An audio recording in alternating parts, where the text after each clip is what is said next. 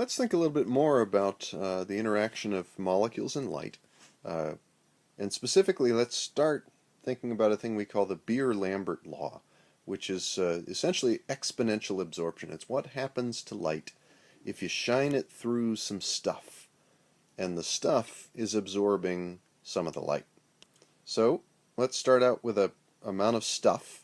We'll make a tube, and we're going to make a tube of length L, and often that length is 10 centimeters, a 10 centimeter gas absorption cell, but it doesn't have to be. It can be any length, and we'll make it any length. But it's a nice little tube, clear, holds some stuff. And we want to absorb light, so we need some light. Here's a sun. And that light source is going to have some initial, what we call intensity. And we're going to label that intensity I, naught. The initial intensity, I naught. And the units of intensity are, well, they can be photons per square centimeter, they could be watts per square meter, or anything like that. So it's amount of stuff per unit area. So the more area you have, the more intensity, the more total photons or watts or whatever you'll get. But the intensity is how bright the light is shining for a unit surface area in our tube. So then we're going to fill the tube with stuff. So we got some purple things here, and these things are going to be absorbing, and they're going to be molecules. And each molecule is going to have some area we call sigma, or cross section, and that isn't necessarily the geometrical size of the molecule. It represents sort of how big a target that molecule is for absorption of a photon, of some light, of a given wavelength. So molecules can be relatively large targets for some photons of some wavelengths that they really, really like. As a kind of general rule, they can't be much bigger targets than their physical size. So it's something like the maximum. But other photons that don't have that special something that the molecule likes, they'll go just sailing right through the molecule, and so effectively it will have a smaller, what we call cross section. So we can represent it as a little area that's going to influence the probability that light gets absorbed. So now we have some intensity. We've got a tube of some length, and we've filled that tube with some stuff that has a cross section. And what we actually care about is the intensity coming out, and we're going to call that I.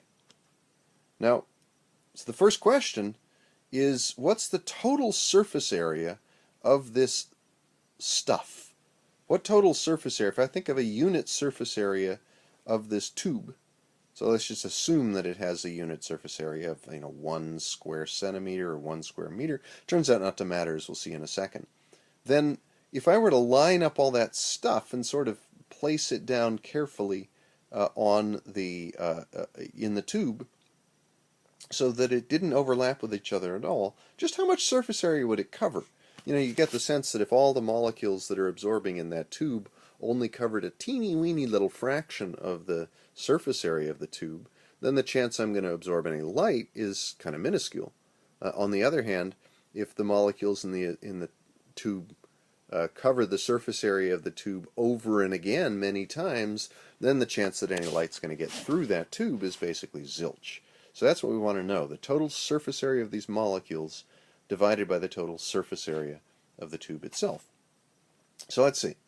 The total molecule surface area, the total molecule area, is going to be that molecule, the area per molecule, times the total concentration, which is how many molecules we have in a unit volume, and then times the length of the tube.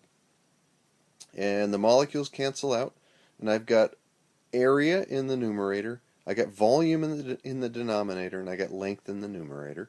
Area's got sort of two lengths, it's length squared. Volume is length cubed, so that's a 3, and then a length, which is a 1, and they all cancel out. So cross-section, sigma times c times L, is a dimensionless quantity. And it's the amount of area of the molecules divided by the total area of the tube. Okay, that helps.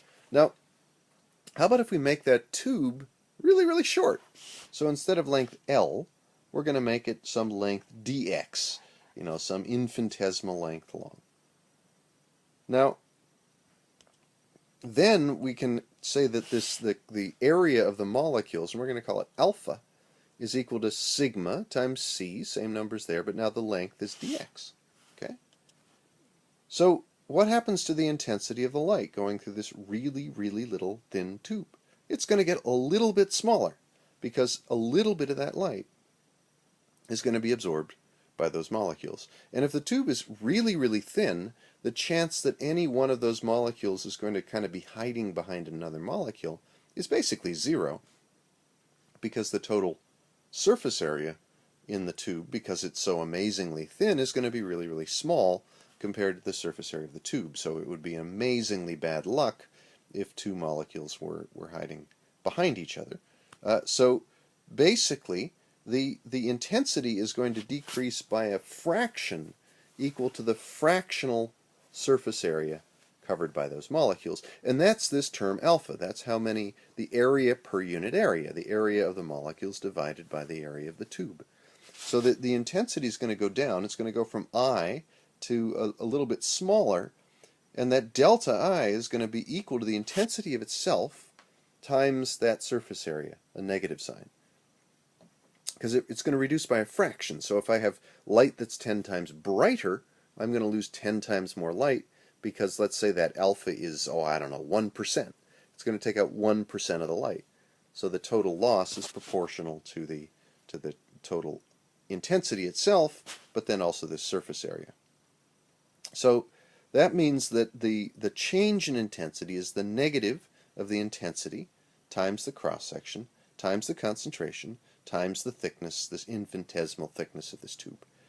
And the intensity is going to change, obviously, with distance. As we go into this tube, it's going to get dimmer and dimmer and dimmer. Well, that looks a lot like a differential equation, and it is. So the change dI with x is equal to minus cross-section times concentration times intensity. And this is an amazingly common differential equation. And the first thing I want to do, actually, is divide that I out of there. So 1 over I times dI by dx is minus the cross-section times the concentration. And this is what we call a first-order differential equation. You might remember that the d natural log I dx is equal to 1 over I di dx, if you happen to remember some differential relations. But basically, this essential differential equation, 1 over y dy dx is equal to a number, is one of the most common differential equations in mathematical physics. You're going to see it again and again and again, and it's what we call a first-order equation. So this means that the intensity divided by the initial intensity is just e to the minus that term on the right, minus cross-section times the concentration times x. So the x works its way in there. So it's just simple exponential decay. So if x is really, really small, I over I naught is equal to 1, meaning the intensity is the same as it started. And then as x gets really, really big, eventually the intensity slowly drops down to 0. So it just looks like straight exponential. And each of these ticks is x equal to sigma times c. So you go down 1 tick, we get e to the minus 1. You go 2 ticks, you get e to the minus 2. You go 3 ticks, you get e to the minus 3. And the exponential decays gradually but irresistibly toward 0 as you go to larger and larger and larger values of x.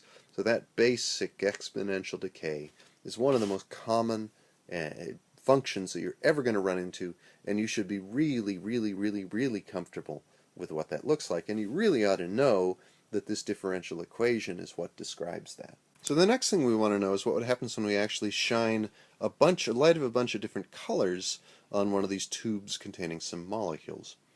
And so this is spectroscopy, and specifically we're going to be thinking about what we call absorbance. So we're going to have, let's just plot this, the I over I naught, the fractional loss of intensity that we see as we shine light on this tube, as a function of the wave number, nu tilde, of the light that we shine on the tube. So I got some molecule in the tube. I shine the light on the tube. I measure this, so I measure how bright the light is before it goes through the tube, and then I measure the light intensity after it goes through the tube, and I take that ratio. And here's what I find. I find that, so the red curve, it's going to be 1 at the top there. So at some colors, nothing happens. And at some other colors, it gets dark. And it gets totally dark at some colors, and it gets a little bit darker at other colors, and we're basically done. So basically, I've got these dips here we call lines. Some of them are really strong, which means it gets a lot darker, and some of them are really weak. So weak lines mean they don't do too much and the light doesn't get all that much darker. And the governing equation here is this Beer-Lambert law. So I over I naught is equal to E to the minus sigma times concentration, cross-section times concentration, times the length of whatever tube we have, L. Well, I can take a natural log of either side and take a minus sign. So minus natural log of I over I naught is just equal to that quantity sigma CL. That's just the ln relation. That's nice to do. And so I'll call that thing sigma CL what we call the optical depth tau. So it's basically just a definition. So I can take the minus natural log of that term I over I naught, and we can plot that one. We can plot the optical depth, or in fact we can plot the cross-section itself if we know the concentration and the path length. So that's a quantity that's actually characteristic of the molecule that we've put into this absorption cell. So that one is again a function of wave number, but it's going to go up. So the lines, instead of going down from 1 towards 0, there's the optical depth is 0 if there's no light absorbed, and the lines go up, and in fact they go up all the way to infinity, because the natural log of 0 is negative infinity, and we're going to take a minus natural log there to find the optical depth. So they can actually get really, really deep. So our strong lines are now the ones that go up instead of going down. And that's basically what we do when we do spectroscopy. So the way we're going to draw and present these spectroscopic lines are in terms of this quantity optical depth. They're really, the way to think of them is in terms of this cross-section, presuming we know how long our tube is and what concentration of a molecule we put into our tube, we can actually figure out this quantity we call the cross-section of a molecule by measuring the absorbance, the loss of intensity, calculating that, I over I naught, taking the natural log of that, taking a minus sign, and then dividing by the concentration times the length. What's left is this molecular quantity we call the cross-section of the molecule. Now here's roughly what these things actually look like. And specifically, we're going to start by thinking about what spectra look like in what we call the microwave, which is basically wave numbers around 1 wave number. So 1 wave number, 1 centimeter is 100 microns, and so 1 wave number is basically in the range where the wavelength of photons is tens or hundreds of micrometers. So we call that microwaves in the spectroscopy business, also in the oven business, because that's exactly where microwave ovens actually work. So what do they look like? Well, here's another scale. We've got wave numbers here, and we're going to plot optical depth. We'll take a microwave spectrum of some molecule, and basically the lines look like that. They every now and then they go up. They're strong sometimes, and the first feature of this is actually that if we take a spectrum with more and more and more precision, we find those lines are really lines. So feature number 1 is these lines are really, really, really sharp. For the purposes of this discussion, they occur at an exact value of the wave number. So they're very, very, very sharp indeed. The second feature is that they're evenly spaced. So every single one of them is basically the same distance apart. Turns out not exactly, we'll get to that later, but they're really, really nicely evenly spaced, and that spacing we're going to call delta nu twiddle, for the wave number difference between the lines. The third thing is kind of obvious here, but they get stronger as we go up in wave number, and then they get weaker again. So they go up and they go back down.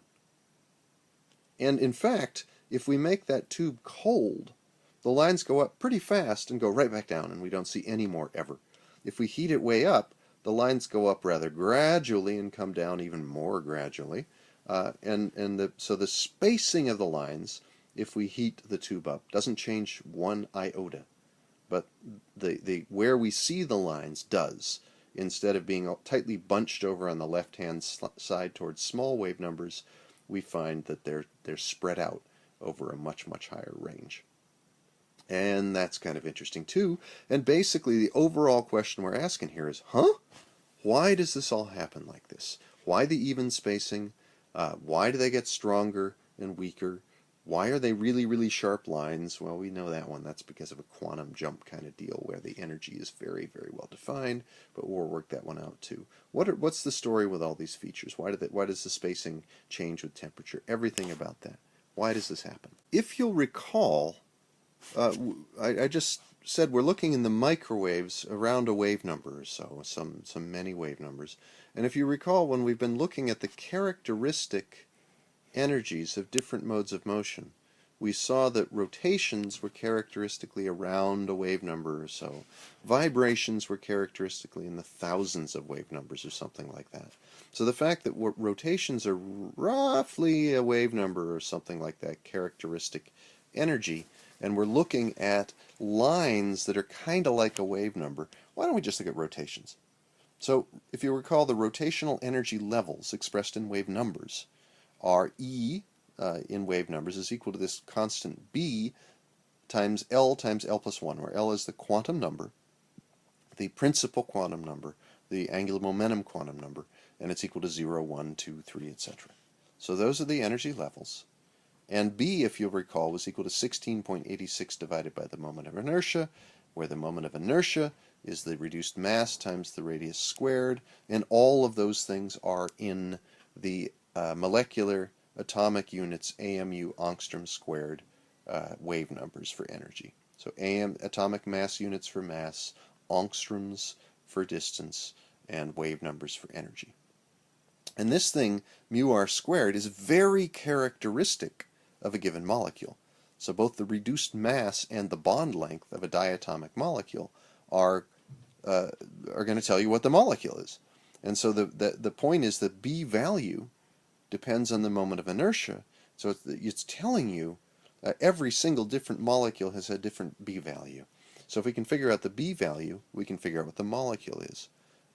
Alternatively, if we know what the molecule is, we can use the B value to begin to figure out both the moment of inertia, and then if we know what the molecule's made of, we're going to know the reduced mass, and we can use the B value to figure out that bond length R. So that's basically what we do with this stuff. The next thing, as you recall, we need a selection rule. We've got a bunch of quantum states, a bunch of quantum energy levels, but if we absorb a photon, what do? Can we go from any energy level to any other one? It turns out no, we can't do that. It turns out the selection rule is quite simple. The change in the principal quantum number L has got to be plus 1 if we're absorbing light. So if this is absorption, we're shining light through the tube, energy is going up. The energy change is equal to the energy of the photon when we're using wave number units. And that principal quantum number L is going to go up by 1. Just 1. Nothing other than 1. So that's kind of cool. So the energy difference between the two states is equal to this B value times L plus 1 times L plus 2, because that's the energy of the higher state that's in state L plus 1. So the quantum number is L plus 1 for the final state, minus the energy of the initial state, which is the quantum number L times L plus 1. So that's just the energy difference of the higher and lower states. We can carry this out. There's an L plus 1 on either side, so it's B times L plus 1. And then I've got L plus 2 from the left minus L from the right. I can subtract that out. It becomes 2B times L plus 1. Nothing to do with Hamlet, just 2B times L plus 1. Or we can actually write it So first of all, actually, the line position, each of these lines is going to be this energy difference, because that's the energy of the photon that's absorbed. So that's going to be 2b times L plus 1 for L is equal to 0, 1, 2, etc., which is 2b, 4b, 6b, etc. Or we can write it as 2bl if we use the final quantum number L final. And that L final is 1, 2, 3, 4, etc., because it has to be 1 greater than the initial quantum number. So that's a little easier. The line position is 2b times the final quantum number, ranging from 1 to infinity. So we can plot that.